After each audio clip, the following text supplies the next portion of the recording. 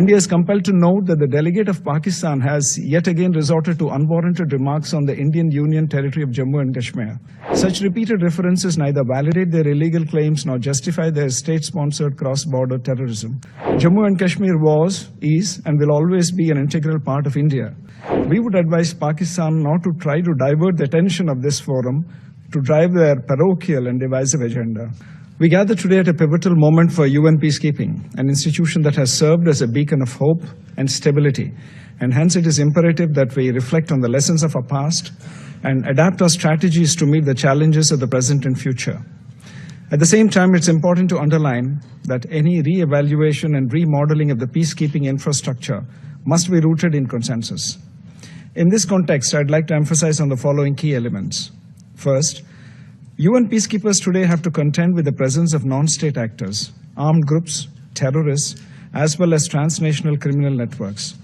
Technological advancements have created new challenges in the form of misinformation, disinformation, and malinformation, and hate speech, new age weapons, including drones, IEDs, etc. These are but a few new realities that peacekeepers are up against. Second, adapting peace operations to new realities cannot happen unless those on the ground, the troop and police contributing countries, are made part of the mandate formulation process at every stage. Third, countering modern challenges to peacekeeping demands that missions are adequately funded and resourced. Resources need to be commensurate with the mandate. The current state of uncertainty over funding and the mandate resource mismatch is neither sustainable nor comforting nor desirable, particularly for countries from the global south who contribute the lion's share of troops. Fourth, rationalization of peacekeeping missions is essential for the efficient allocation of resources. Redundant missions that continue on political life support without operational rationale, only for propaganda purposes, divert resources from urgently required peacekeeping missions and undermine the credibility of the UN. Fifth, with respect to peace building by peace operations, Madam President, national ownership should remain the core principle in all peace-building initiatives and activities. We encourage greater coherence and coordination between resident coordinators and the UN entities to support the national peace-building priorities of host states by peace operations, including during the mission transition. Further, we strongly support the WPS and the YPS agenda and greater engagement of the Peacebuilding Commission with international financial institutions to provide financing for peace-building activities. Sixth, adapting peace operations to new realities also involves enhancing the critical role of women peacekeepers, both qualitatively and quantitatively.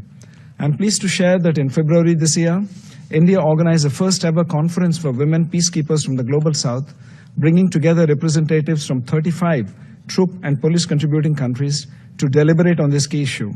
It is no longer a question of whether women can do peacekeeping. Rather, it is about whether peacekeeping can do without women. Seventh, peacekeeping is not a zero-risk effort. Safety and security of peacekeepers must remain paramount. In an era marked by complex conflicts and asymmetric threats, we must ensure that those who risk their lives for peace are adequately protected and that perpetrators of crimes against peacekeepers are brought to justice. Eighth, troop and police contributing countries need to focus on enhancing the capabilities of their personnel to address emerging challenges in order to operate effectively in hostile environments.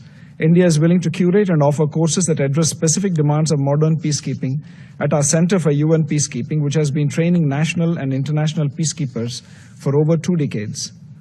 Ninth, the use of advanced surveillance, communication, and data analytic tools should be integrated into peacekeeping operations to improve situational awareness and rapid response capabilities.